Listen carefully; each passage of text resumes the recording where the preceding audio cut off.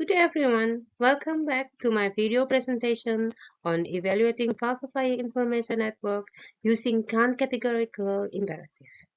This presentation also incorporates the valuable feedback I received from my classmates. I would like to sincerely thank my classmates for taking the time to share their insights and recommendations. Your feedback has helped me improve not only this presentation but also my understanding of ethical decision making. Today, I will briefly explain what falsifying information at work is, introduce Kant's categorical imperative, evaluate the issue using Kant's three formulations, and finish with the overall ethical conclusion.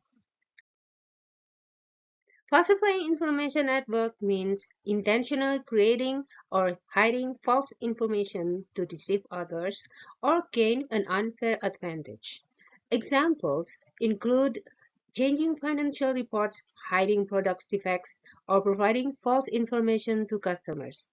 Imagine an employee changes a sales report to receive a bonus.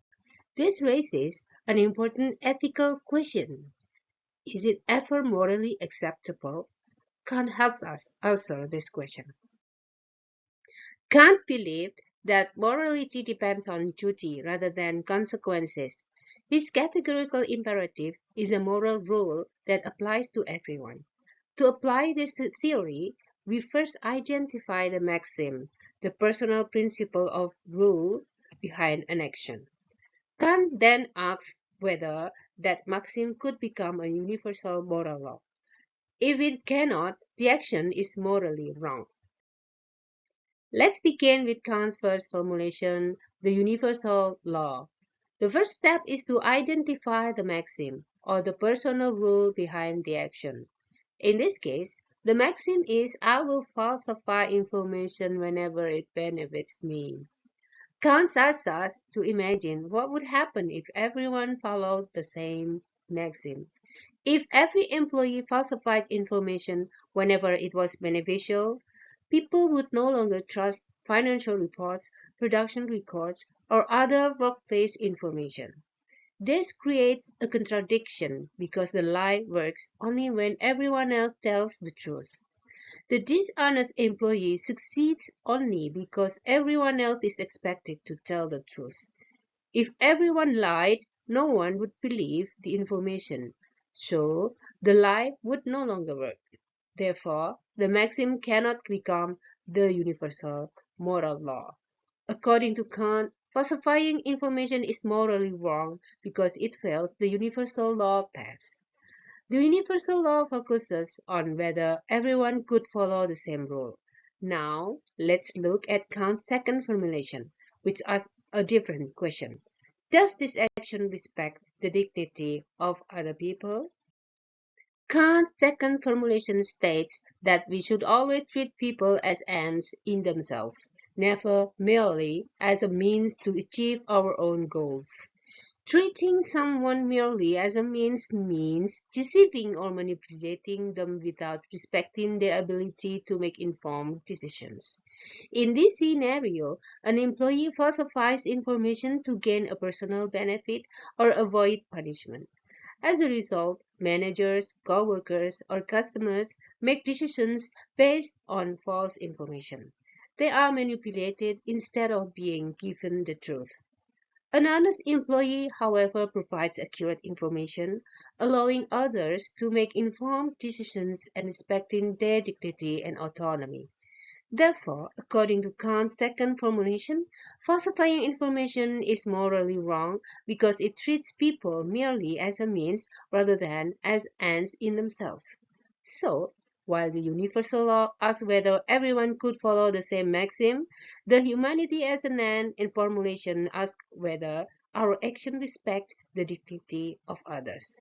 This leads us to Kant's third formulation, the kingdom of ends, which considers the kind of workplace that rational people would choose to create. Kant's third formulation is called the kingdom of ends. It asks us to imagine a moral community where everyone is both a lawmaker and a law follower. Before accepting a rule, we should ask, Would I want this rule to apply to everyone? In this case, imagine a company policy that allows employees to falsify information whenever it helps them meet targets or avoid punishment. No rational employee would approve this policy because trust and ethical making would disappear. An ethical workplace depends on honesty, trust, accountability, and respect. Therefore, according to Kant's kingdom of ends, falsifying information has no place in a moral community because no rational person would choose it as a rule for everyone.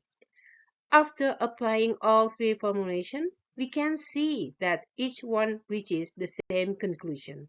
Let's summarize the overall ethical evaluation. After evaluating this ethical issue through Kant's three formulations, they all lead to the same moral judgment. First, under the universal law, the maxim or falsifying information cannot become a universal rule because it would destroy the trust and honest reporting depends on. Second, under humanity as an, falsifying information is morally wrong because it deceives others and treats them merely as a means rather than respecting them as ends in themselves. Finally, under the kingdom of ends, no rational moral community would accept a rule that permits dishonesty because trust and ethical cooperation are essential in the workplace. Therefore, according to Kant's categorical imperative, falsifying information network is never morally acceptable because it violates our moral duty, regardless of the consequences. This final judgment also reminds us of the broader lesson that Kant's ethics offers, which I will summarize in my conclusion. To conclude, Kant's categorical imperative teaches us that ethical decisions should be based on moral duty, not on personal gain or the consequences of our actions. In the workplace, honesty is more than a good business practice. It respects the dignity and autonomy of others, builds trust, and supports fair and responsible decision making. Therefore, according to Kant, falsifying information network is never morally acceptable because it violates our moral duty. Thank you for your attention.